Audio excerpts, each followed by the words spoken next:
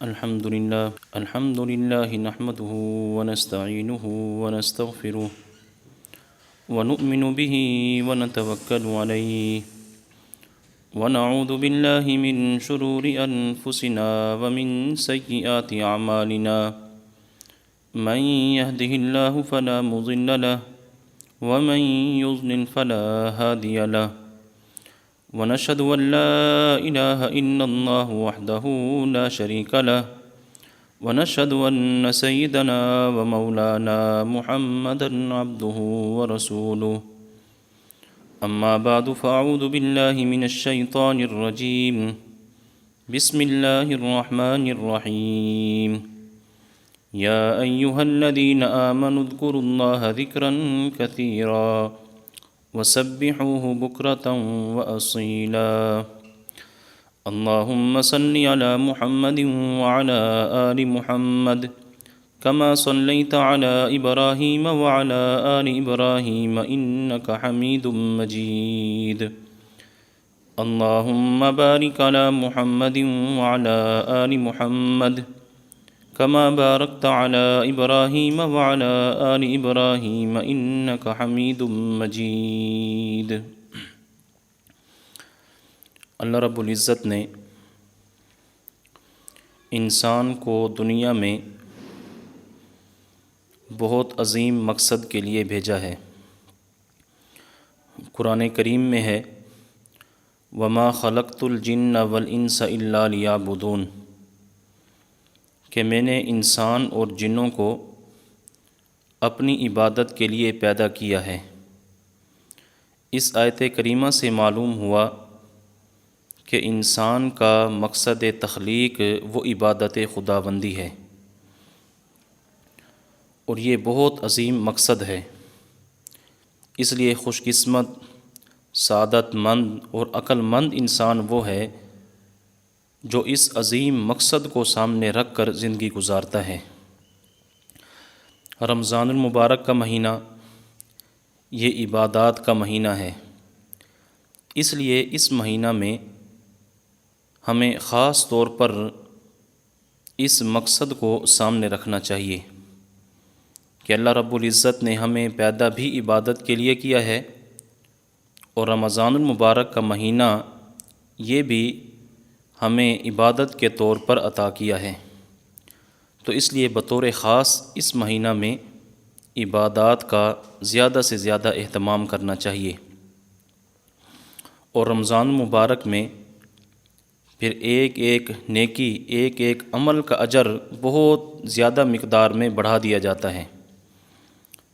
اگر کوئی آدمی نفل عمل کرتا ہے تو اس کا ثواب فرض کے برابر کر دیا جاتا ہے، اگر فرض ادا کرتا ہے تو اس کا ثواب بڑھا کر 70 فرائض کے برابر کر دیا جاتا ہے۔ تو اس لیے ہمیں اس مہینہ میں عبادات کا بہت زیادہ اہتمام کرنا چاہیے۔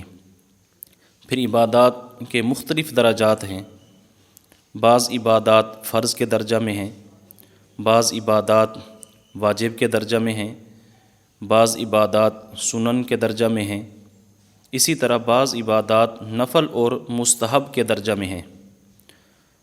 تو وہ عبادات جو فرض واجب کے درجہ میں ہیں ان کی ادائیگی تو ہر حال میں ضروری ہے، ان کی ادائیگی کے بغیر تو کوئی چارہ اور چھٹکارا نہیں ہے۔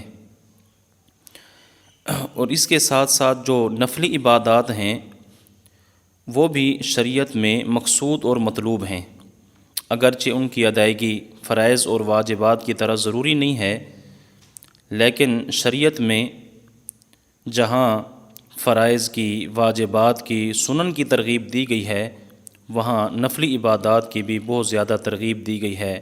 اس کے فضائل، فوائد، برکات، ثمرات یہ بیان کیے گئے ہیں۔ تو اس لیے جہاں ہم فرائض کا اہتمام کرتے ہیں، واجبات کا اہتمام کرتے ہیں، تو وہاں ہمیں نفلی عبادات کا بھی بہت زیادہ اہتمام کرنا چاہیے۔ پھر نفلی عبادات تو کئی طرح کی ہیں، ان میں سے ایک بہت اہم جو عبادت ہے وہ ذکر اللہ ہے۔ اللہ رب العزت کا ذکر کرنا ہے، اللہ رب العزت کو یاد کرنا ہے، تو یہ نفلی عبادات میں ایک بہت اہم، اور اگر اس کو یوں کہا جائے کہ سب سے بڑا عمل ہے تو یہ بے جا نہیں ہوگا، کیونکہ قرآن کریم کے اندر ہے وَلَذِكْرُ اللَّهِ اکبر، کہ اللہ رب العزت کا ذکر یہ سب سے بڑی چیز ہے۔ جیسے اللہ رب العزت کی ذات سب سے بڑی ہے، تو اللہ رب العزت کا جو ذکر ہے یہ بھی سب سے بڑا ہے۔ اس لیے نفلی عبادات کے اندر ذکر اللہ کو بہت اہمیت حاصل ہے۔ تو جو آیت میں نے آپ حضرات کی خدمت میں تلاوت کی ہے، اس آیت میں اللہ رب العزت نے دو چیزوں کا حکم دیا ہے۔ نمبر ایک، اذکروا اللہ ذکرا کثیرا، ایک تو یہ فرمایا کہ اللہ کا ذکر کثرت کے ساتھ کرو، اور دوسرا حکم دیا وَسَبِّحُوهُ بُكْرَةً وَأَصِيلًا، کہ صبح و شام اللہ تعالیٰ کی تسبیح، اللہ تعالیٰ کی پاکی بیان کرو۔ تو ان آیات کی تفسیر اور تشریح میں تین باتیں آپ حضرات کی خدمت میں عرض کرتا ہوں۔ نمبر ایک، ذکر اللہ کی اہمیت، نمبر دو، ذکر اللہ کی فضیلت، اور نمبر تین، صبح و شام کی خاص تسبیحات۔ ان میں سب سے پہلی بات ہے ذکر اللہ کی اہمیت۔ جہاں تک ذکر اللہ کی اہمیت کا تعلق ہے تو اس کا اندازہ اس بات سے لگایا جا سکتا ہے کہ جنت کے 8 دروازے ہیں، ان میں سے ایک دروازہ خاص وہ ذاکرین کے لیے ہے، جس سے ذاکرین ہنستے مسکراتے ہوئے جنت کے اندر داخل ہو جائیں گے۔ تو اس سے اندازہ کریں کہ ذکر اللہ کی کتنی اہمیت ہے کہ اللہ رب العزت نے جنت کے 8 دروازوں میں سے ایک دروازہ وہ ذاکرین کے لیے مختص فرما دیا ہے۔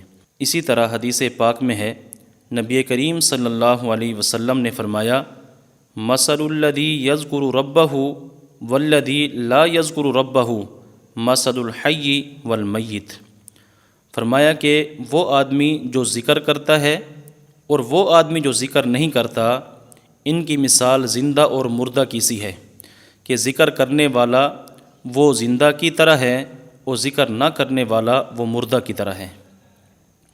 محدثین اس کا مطلب یہ بیان فرماتے ہیں کہ جو انسان ذکر کرتا ہے اس کا دل زندہ رہتا ہے، اور جو ذکر سے غافل رہتا ہے، ذکر نہیں کرتا، اس کا دل مر جاتا ہے۔ تو اس سے بھی ذکر کی اہمیت معلوم ہوتی ہے کہ ذکر کرنے سے انسان کا بدن، انسان کا دل وہ زندہ رہتا ہے، اور ذکر نہ کرنے کی وجہ سے انسان کا دل وہ مردہ ہو جاتا ہے۔ اسی طرح حدیث پاک میں ہے، نبی کریم صلی اللہ علیہ وسلم نے فرمایا لیس یتحسر اہل الجنت الا ساعۃ مرت بہم لم یذکروا اللہ تعالی فیہا، کہ اہل جنت کو جنت میں جانے کے بعد کسی بھی چیز کا افسوس اور دکھ نہیں ہوگا سوائے اس گھڑی اور لمحے کے جو دنیا میں اللہ تعالیٰ کے ذکر کے بغیر گزری ہو۔ اب دیکھیں، اہل جنت جب جنت میں چلے جائیں گے تو وہاں سب کچھ مل جائے گا، جنت بھی مل گئی، جنت کی نعمتیں بھی مل گئی، اللہ تعالیٰ کا دیدار بھی نصیب ہو گیا، اللہ تعالیٰ کی رضا بھی حاصل ہو گئی، لیکن ان سب کے باوجود ان کو اس لمحے پر، اس گھڑی پر ان کو افسوس ہوگا جو دنیا کے اندر اللہ تعالیٰ کے ذکر کے بغیر گزری ہیں۔ تو اس سے معلوم ہوا کہ ذکر اللہ اس کی بہت زیادہ اہمیت ہے۔ دوسری بات، ذکر اللہ کی فضیلت۔ ذکر اللہ کے فضائل تو احادیث مبارکہ کے اندر بہت کثرت کے ساتھ آئے ہیں، تو ان میں سے بطور نمونہ کے میں 2-4 حدیثیں آپ حضرات کی خدمت میں عرض کرتا ہوں۔ سب سے پہلے ایک حدیث قدسی ہے، نبی کریم صلی اللہ علیہ وسلم کا فرمان ہے، اللہ رب العزت ارشاد فرماتے ہیں کہ میں بندے کے ساتھ ویسا معاملہ کرتا ہوں جیسا وہ میرے ساتھ گمان رکھتا ہے، اور جب وہ مجھے یاد کرتا ہے تو میں اس کے ساتھ ہوتا ہوں۔ چنانچہ اگر وہ مجھے تنہائی میں یاد کرے تو میں بھی اسے تنہائی میں یاد کرتا ہوں، اور اگر وہ مجھے مجمع میں یاد کریں تو میں اس سے بہتر مجمع یعنی فرشتوں کے مجمع میں اسے یاد کرتا ہوں، اور اگر وہ میری طرف ایک بالشت متوجہ ہوتا ہے تو میں اس کی طرف ایک ہاتھ متوجہ ہوتا ہوں، اور اگر وہ میری طرف ایک ہاتھ متوجہ ہو تو میں اس کی طرف 2 ہاتھ متوجہ ہوتا ہوں، اور جب میرا بندہ میری طرف چل کر آتا ہے تو میں اس کی طرف دوڑ کر آتا ہوں، یعنی میری رحمت دوڑ کر اس کی طرف متوجہ ہوتی ہے۔ تو اس سے اندازہ کریں کہ ذکر اللہ کی کتنی بڑی فضیلت ہے کہ اگر انسان اللہ تعالیٰ کو یاد کرے تو اللہ تعالیٰ بھی انسان کو یاد کرتے ہیں۔ اور اس کی دو ہی صورتیں ہیں، یا تو آدمی ذکر کرتا ہے انفرادی طور پر الگ بیٹھ کر تنہائی میں ذکر کرتا ہے، یا پھر انسان ذکر کرتا ہے مجلس کے اندر اجتماعی طور پر، تو جو بھی صورت ہو وہ فائدے سے خالی نہیں ہے۔ اگر تنہائی میں بیٹھ کے یاد کرتا ہے تو اللہ رب العزت بھی تنہائی میں اسے یاد کرتے ہیں، اگر مجمع کے اندر ذکر کرتا ہے تو اللہ رب العزت فرشتوں کے مجمع کے اندر اس بندے کو یاد کرتے ہیں، اس کا تذکرہ کرتے ہیں۔ اسی طرح حدیث پاک میں ہے، نبی کریم صلی اللہ علیہ وسلم نے فرمایا، ما عمل آدمی عملا انجا لہ من عذاب القبر من ذکر اللہ، کہ اللہ تعالیٰ کے ذکر سے بڑھ کر کسی آدمی کا کوئی عمل عذاب قبر سے بچانے والا نہیں ہے۔ یعنی جتنی جلد ذکر اللہ یہ انسان کو قبر کے عذاب سے بچاتا ہے، اتنا کوئی اور عمل نہیں ہے کہ جو آدمی کو بہت جلد قبر کے عذاب سے بچائے۔ تو قبر کے عذاب سے سب سے جلدی بچانے والا جو عمل ہے وہ اللہ رب العزت کا ذکر کرنا ہے۔ باقی ذکر کرنا کتنا ہے، اللہ رب العزت فرماتے ہیں، اذکروا اللہ ذکرا کثیرا، کہ کثرت کے ساتھ میرا ذکر کرو۔ ایک حدیث پاک میں ہے، ایک صحابی نے عرض کیا، یا رسول اللہ، کہ یوں تو شریعت کے احکام بہت سارے ہیں، لیکن مجھے کوئی ایسا عمل بتلا دیجئے جس کو میں اپنا مشغلہ اور اپنا دستور بنا لوں۔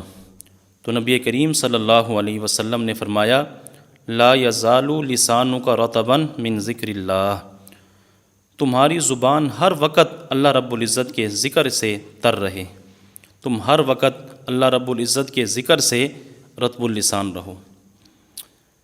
تو دیکھیں نبی کریم صلی اللہ علیہ وسلم نے اس میں بتلا دیا کہ ذکر اللہ کتنا کرنا ہے۔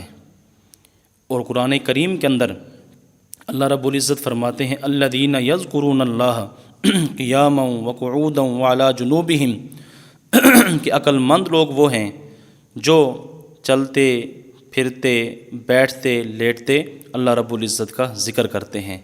تو اللہ رب العزت نے جو ذکر کثیر کا حکم دیا ہے، اس کی بہترین تفسیر یہ ہے کہ آدمی چلتے پھرتے بیٹھتے اٹھتے لیٹتے ہر وقت اللہ رب العزت کا ذکر زبان سے کرتا رہے، یعنی ہر وقت وہ ذکر اللہ کے اندر مشغول رہے۔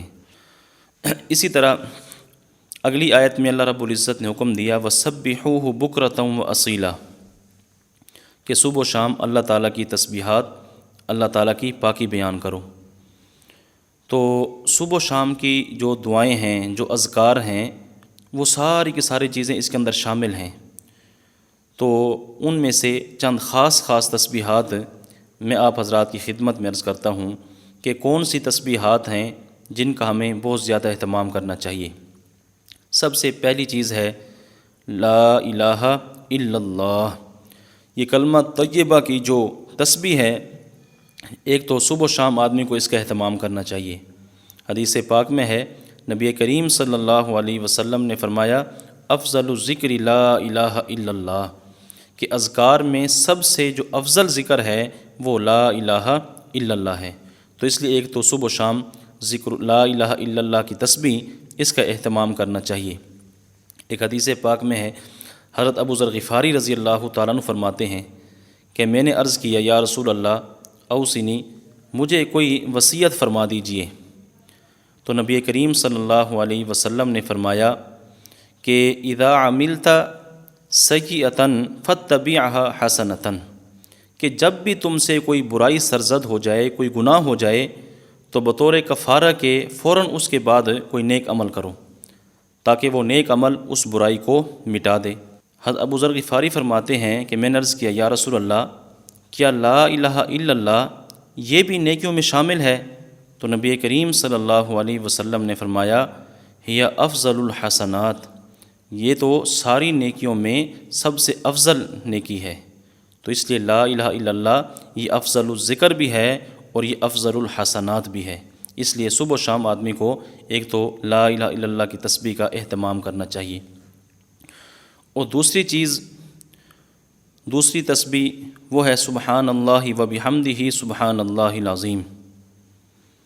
یہ جو تسبیح ہے یہ ملائکہ کی تسبیح ہے۔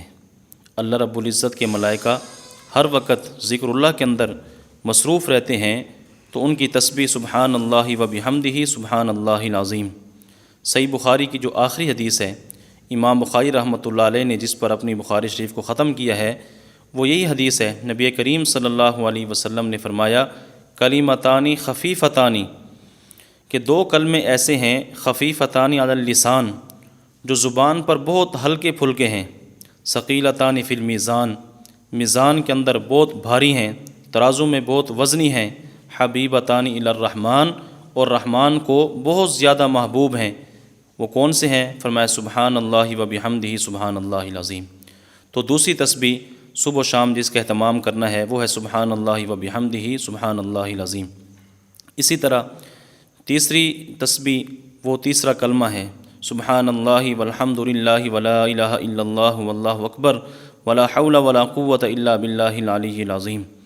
تیسرا کلمہ، یہ جو کلمات ہیں یہ بہت عمدہ کلمات ہیں۔ نبی کریم صلی اللہ علیہ وسلم نے فرمایا کہ جن چیزوں پر سورج طلوع ہوتا ہے، جہاں جہاں تک سورج کی روشنی پہنچتی ہے، فرمایا ان تمام چیزوں میں مجھے یہ کلمات سب سے زیادہ محبوب ہیں۔ یعنی دنیا جہان سے یہ کلمات نبی علیہ الصلوۃ والسلام کو سب سے زیادہ محبوب تھے۔ اس لیے ایک یہ ہے کہ تیسرے کلمے کی تسبیح کا اہتمام کرنا چاہیے۔ اور چوتھی چیز ہے کہ آدمی کثرت کے ساتھ استغفار کرے، صبح و شام ایک ایک تسبیح استغفار کی کرے، کہ استغفار کرنے کی وجہ سے انسان کے گناہ معاف ہوتے ہیں۔ قرآن کریم میں استغفروا ربکم انہ کان غفارا، کہ تم اپنے رب سے بخشش طلب کرو، استغفار کرو، کیونکہ وہ تمہارے گناہوں کو بخشنے والا ہے۔ تو صبح و شام ایک ایک تسبیح استغفار کی کرنی چاہیے۔ اور نمبر 5 درود شریف کی تسبیح، اس کا بہت زیادہ اہتمام کرنا چاہیے۔ درود شریف اس کا تعلق نبی علیہ الصلوۃ والسلام سے محبت، نبی علیہ الصلوۃ والسلام سے عشق اور عقیدت کی وجہ سے ہے۔ جس آدمی کے دل میں نبی علیہ الصلوۃ والسلام کی محبت ہوگی، آپ کا عشق ہوگا، آپ کی عقیدت ہوگی، وہ بندہ زیادہ سے زیادہ نبی علیہ الصلوۃ والسلام پر درود شریف پڑھے گا۔ اور اس کے فضائل تو بہت زیادہ ہیں۔